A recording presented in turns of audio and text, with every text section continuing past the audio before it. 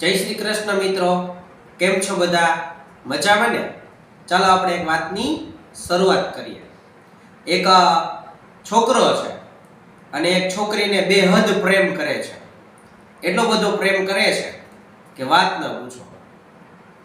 પછી એક દિવસ એ છોકરી છે ને એટલું કહે છે કે તું મને કેટલો પ્રેમ કરે છે.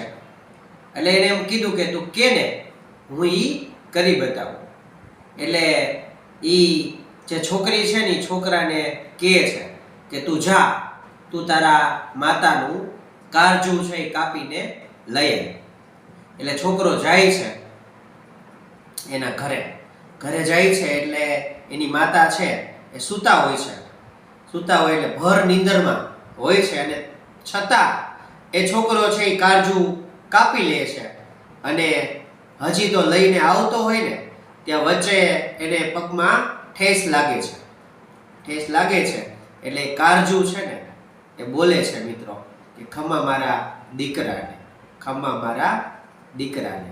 એ કાળજું લઈને એ છોકરીને આપે છે.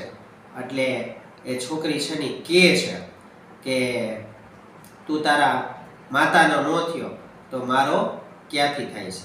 મિત્રો, આ વાર્તા છે એ બોધ આપે છે કે તમે એટલા બધા પાગલ ન બની જાઓ કે તમારે પાછળથી પસ્તાવાનો વારો આવે.